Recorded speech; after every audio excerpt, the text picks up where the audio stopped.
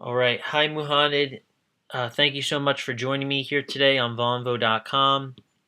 Today's date is April 20th, 2013, and we're here to discuss the revolution inside of Syria. Just before we get our conversation started, I just wanted to go over two quick things. The first is that right now this conversation is being recorded, and after the recording is completed, we'll be uploading the video to YouTube. Is that okay with you? Okay. Okay, and then on top of that, I want to draw attention of everybody to the video on my timeline about Bashar al-Jafari, the Assad ambassador to the United Nations, who is the descendant of Iranian grandfather and who is lying in front of the whole world. Al-Jafari says, 2 days ago, I was watching Al Arabiya channel, which is a Saudi channel, and there was an interview with a terrorist. He means the commander of Al Tawheed Brigade, whom you will see in the end of this clip. The terrorist was saying that when the Syrian regime will be toppled, the other Syrian minorities, means non-Muslims, will have three options: to convert to Islam religion, or to pay the tribute, or to be killed by the sword. And luckily for Al-Jafari, I will translate now the words of the guy who appears in the interview with a beard. He says, "We heard in the last period too much about the minorities until I wish you one of them. I swear by God that they will entertain a better life and freedom than the Assad regime era,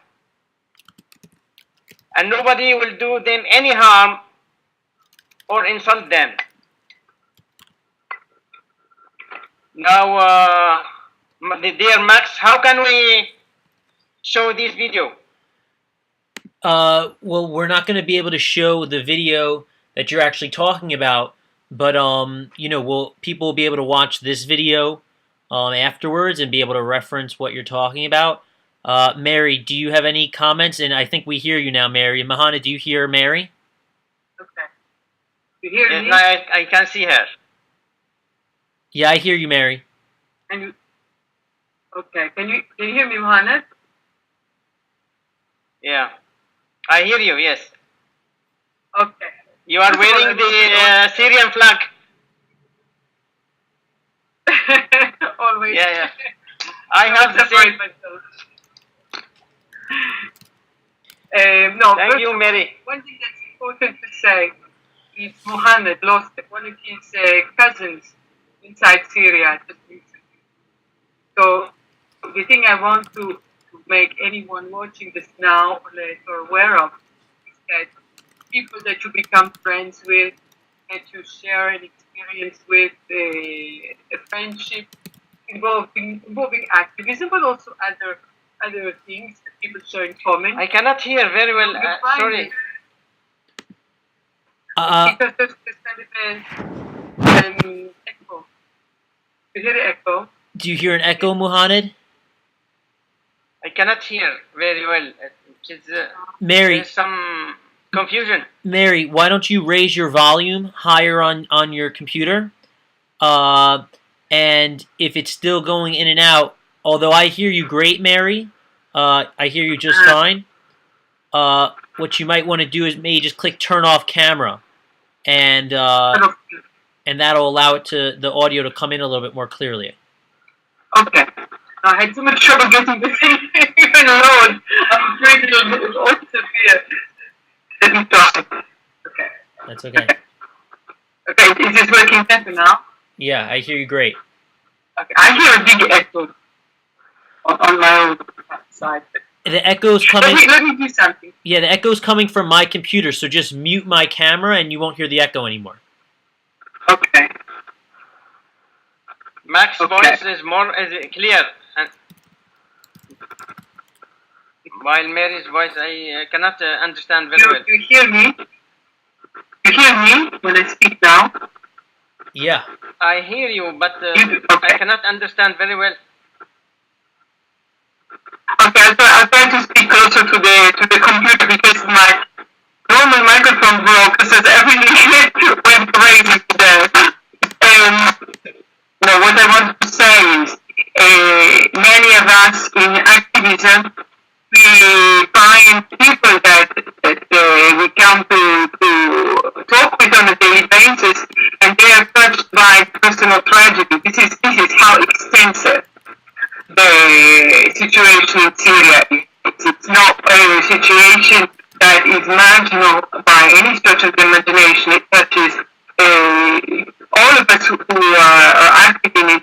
It touches us either personally or people very close to us. So I want that the people who are watching to be aware that Muhannad has lost just at the day a very close relative of his in this.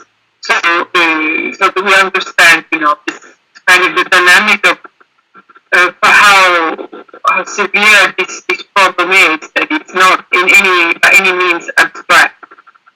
One of the things I did want to say though about the video that Muhannad talked about, I'm not exactly sure if I know which one he's talked about because a lot of videos of these subjects I've been watching, but one of the situations that we find very often is there's a lot of attention given to the minorities, to the problems that the minorities are suffering in the war, in the revolution, in the conflict, and it's obvious that like anyone in Syria, they're suffering well as the majority. But let's not forget that the majority people of Syria are the ones who are paying the highest price of bloodshed and of suffering. So if someone says at this moment I would prefer to be a minority because at some level they're protected, this says a lot about just how deadly it is inside of Syria right now. We don't know before this crisis in Syria. We don't know anything about minorities or different religions or sectarian comments. We don't know anything like this. Now we came to realize that there are some friends of mine. For example, I am a Muslim, and one friend is Christian, and one friend is Alawite. Before we don't know all these things. Now, during this problem, now people started to say this man is so and this man is other thing. We don't know these things before. But the reason for this is because I could be wrong, but I believe that this is something that has been exacerbated very much by the regime itself. Because the regime knows exactly who is the supporting party. They know that the majority of the population isn't at all interested in keeping things exactly as they are. So it's played the sectarian card in saying, I am this, you are that, in making diversity, which is obviously always something that's been physiological to Syria. Syria has always been diverse. So to turn this into calls for people to hate one another is something that the regime, I believe, bears almost entirely the responsibility for. On the other hand, I'm not going to deny that if someone is coming towards your town and massacring you and killing you and all of these things, that you're going to say, well, I'm not going to look at and not going to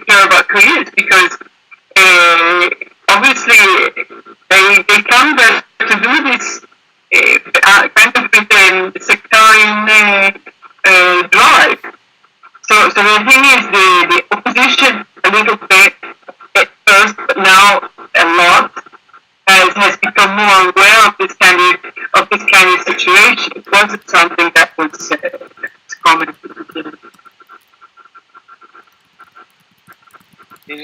The Syrian regime, is raising this problem between the minorities and the majorities, like this, between the sects of the society, because he wants to turn this into a civil war. Actually, what we have in Syria is not a civil war. It is a war from the regime against the people who are claiming the freedom, who wants to live free, same like all people in the world. The problem, he wants to make a civil war to stay in the ruling Syria. This is the major problem.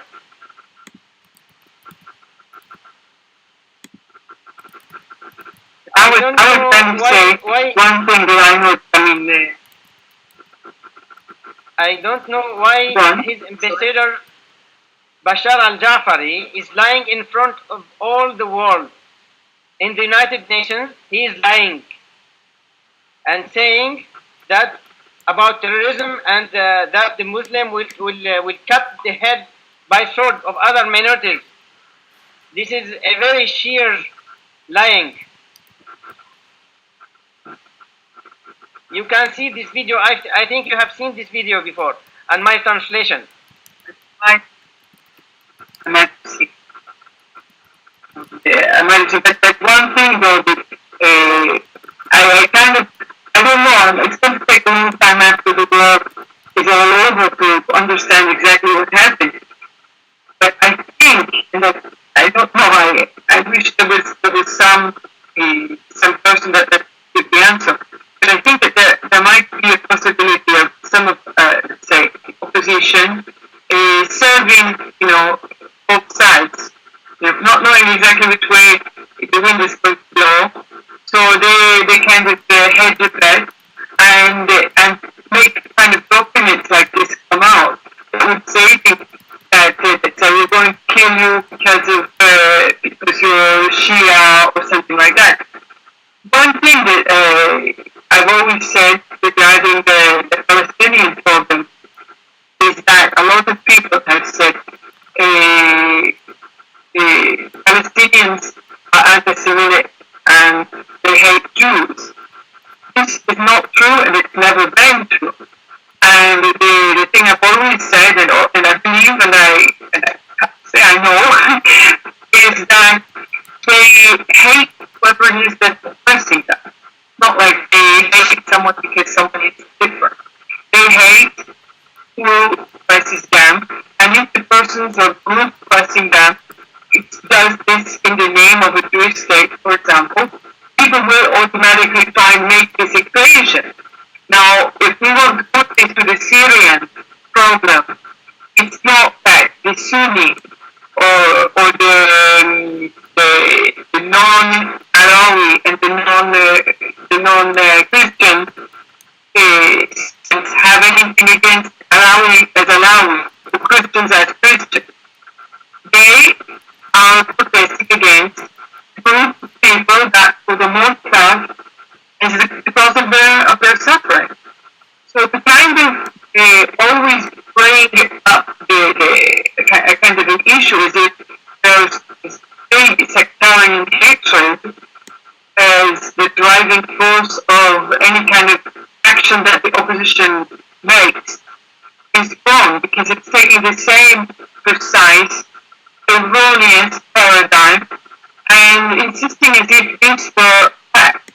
And all one has to do is look at numbers and look at facts. The facts are there's an enormous quantity of persons who 25 months ago were living in their homes. I would not even want to say in peace. They were because they were not really in freedom. But at any rate, they weren't being slaughtered in their beds. They were being arrested and tortured, arbitrarily. This that happen on a regular basis inside Syria. And you know what the history of all of this. But the thing is, the events of the war have caused the Syrian people to lose, you know, a kind of the stability that they had in this period of time, even though it wasn't like a positive stability. They hoped, of course, for more. They hoped for freedom. They hoped for some kind of to be along with the rest of the Arab world, you know, to declare for themselves what of course they wanted. And of course, the kind of reaction that happened had brought all of this to head. And I kind of want to point somewhere along the line. But one of the bottom line of it I want to make is that right now, it's all so confused. You know, it's not nearly as clear as it used to be. It's getting more and more confused because the brutality of the war and of the situation is testing people to their very limit. It's creating armed forces that before had existed, or if they had existed, their goals were not quite so let's say, you know, they might stand for a kind of defense of a neighborhood or a defense of the civilians. But at this point, you know, they've had to learn guerrilla tactics and learn to be a completely different thing. And a lot of them, of course, are going to some more a different kind of idea than the idea that they had originally had of just throwing all assets. I want to draw your attention and everybody. We, all sects of Syria, we were living together for centuries. We have before Jews, we have Christians, we have Alawite, we have Shia, everybody. We are living together, and nobody was fighting against others. Why now they are raising this problem? Assad regime must leave as soon as possible. He destroyed the whole country. He killed more than 100,000 so far. He is detaining more than 200,000. There are 2 million immigrants outside Syria. This situation has never happened before anywhere. I remember there were some dictatorships in Argentina or Romania, but all this they have finished before long time, and there was no casualties like this. Why in Syria this regime is still insisting and is still existing? Because he has many sources of support. He is supported by Russia, he is supported by Iran, he is supported even by the silence of many countries. They are not taking strict actions against him. This is a problem. He is still existing up till now. More than 2 years now, he is killing the people. The bloodshed in Syria did not stop. Why? For whom sake is this? Who is getting benefited from this killing?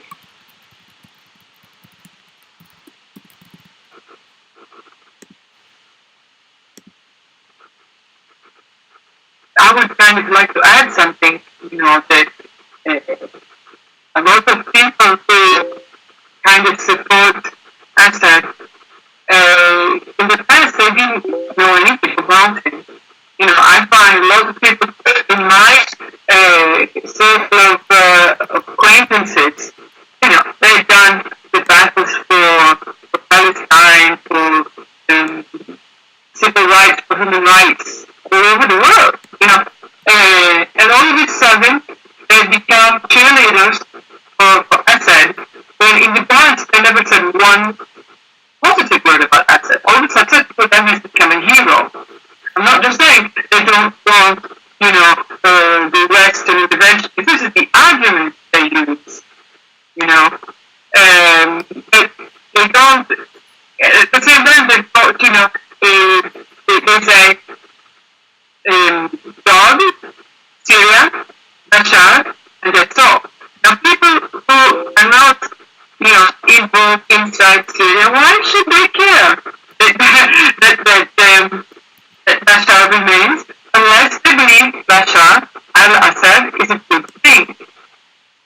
So when you ask, what's the good thing that Bashar al-Assad has done? And they said, well, he's secular. And then at the same time, they say, the other state that they really support a lot is Iran, which is a theocracy. So already we've got a situation that's, you don't understand why secular is important for Syria, but instead it's not something that they care about the Iranians having. One thing. Another good thing they say that Bashar al-Assad has done is that he's united the Syrian people. Well, the Syrian people, as you said, Muhannad, have been united for, millennia. It's not Bashar al-Assad that has created the Syrian people. And as on the other hand, his father arrived in power with a military coup. He himself arrived in power with a bending of the constitutional law. So we're not even talking about the rule of law or some kind of rising to power in a way that a person can say this is our model of the way that people should rise to power. And then say millions of people support Bashar al-Assad. Well, okay, I would like to bring up something that I think is very, very important, and that is the opinions of the Arab world. Now, Ahmed Bishara is a very well-known Arab. He's a Palestinian who had founded the Balad Party in Israel, and he was elected within Israel as a member of the Knesset. He was a lawmaker and very respected all around the Arab world. Well, he has founded the information kind of research group years ago to listen to the opinion of the Arab world, to know what the Arab world thinks about any sort of argument, and to study it. So it's kind of a scientific, social organization that founded. Now, 2 weeks ago, the question that had been asked in the Arab world, and I'm talking about North Africa and also in Asia, in the countries in Lebanon and Palestine. Syria had not been asked because there was any possibility to serve under the conditions. But the question of all these countries was, do you believe that it is a good idea for the Syrians to have removal of Bashar al-Assad? Now, it didn't ask any way to have him be removed by someone on the outside, for the Syrians to remove him, or anything. Just said, do you believe Bashar al-Assad should be removed from power in Syria? Okay, the opinion of the Arab people, in Egypt it was, I think, 96% said yes. In Palestine, 81% said yes. In Lebanon, it showed the sectarian divisions where you had 70% of people saying yes. In many other, so the average though of all of these countries was around 80% that they believe the best thing that should happen would be removal of Assad. Now, if we're talking about people, millions of people supporting Bashar al-Assad, where the people in the Arab world who are directly, of course, concerned, this is a regional issue for them, the issue they have the flow over of the refugees. There's the drums of war are being all over the place. So in the course of their interest, to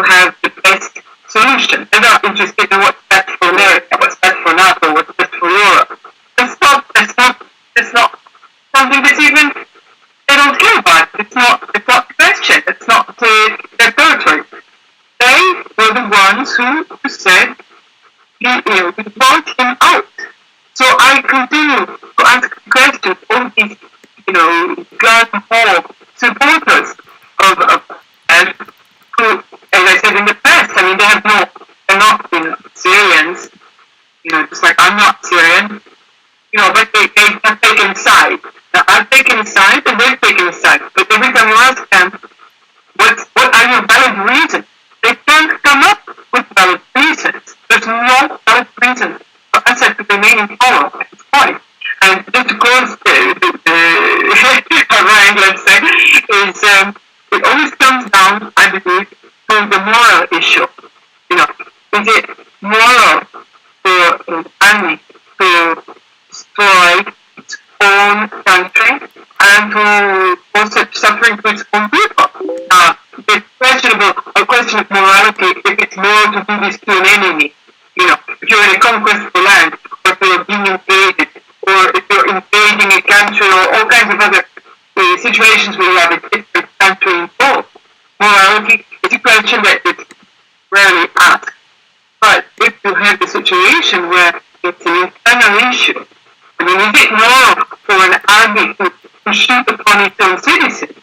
Is it moral to have martial law not only for 42 years, but we've got now martial law with a complete close down, a complete shutdown of any kind of infrastructure, economy, schools, hospitals, everything for the Syrian people, in addition to the immorality of bombing your citizens. So it goes back to the same question. If you put it on a moral question, the permanence of Bashar al-Assad as the leader of Syria is immoral. Let me comment.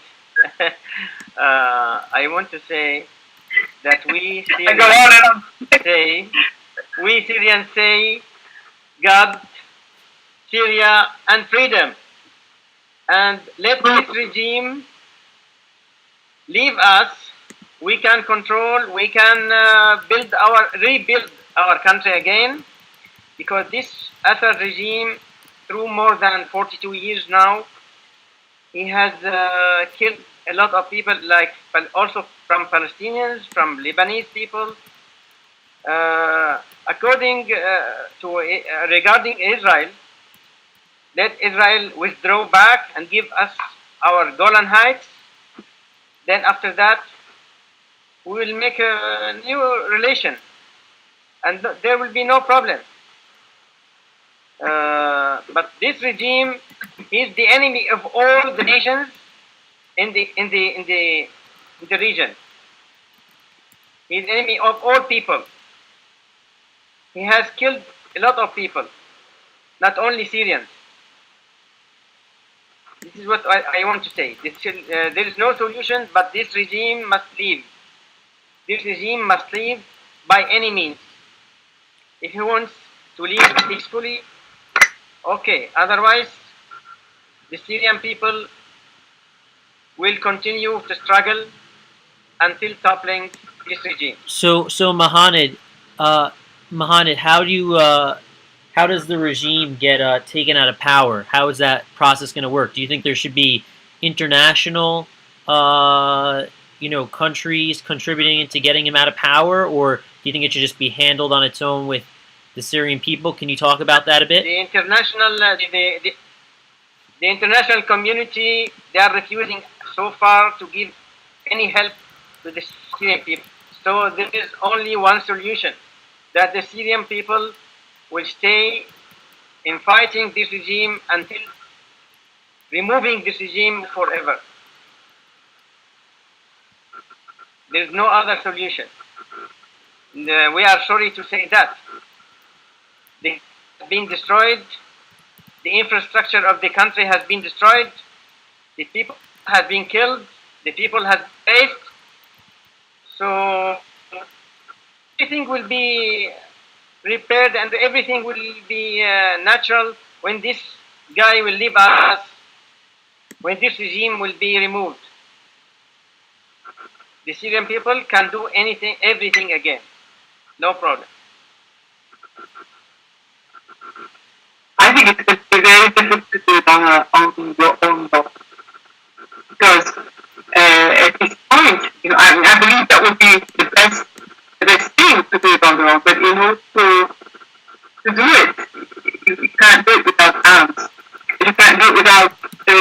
forcing the regime to stop the bombing. Because the thing that kind of I've noticed over the course of the past few months is the way of doing the war has changed a lot. Because now the Free Syrian Army and the other opposition forces have been able to liberate certain towns. They've been able to have a permanent position, which was something that in the beginning they didn't have. So in the beginning, it was, I would have to say that I could even say the Syrian regime depended more on using snipers and using torture, some kind of do a more individual thing, massacre, that kind of thing. And now that they've got the liberated towns, that are basically protected by the opposition, the regime has a new tactic of simply bombarding them and destroying these towns. So at this point, I think unless there's a big change in the way that the defense is able to happen, or the war to have a more natural balance instead of just being from above together with the civilian population. I don't know. I think it would be very difficult for the big to happen. So in a way, there's the demand for weaponry to be armed at least as much as Russia and China and Hezbollah are arming the Syrian regime. But they're being armed, then why can't the opposition be armed? So, but if the opposition will be armed, then there has to be a total block on the armaments of the Syrian regime, and then it finishes when he runs out of armaments.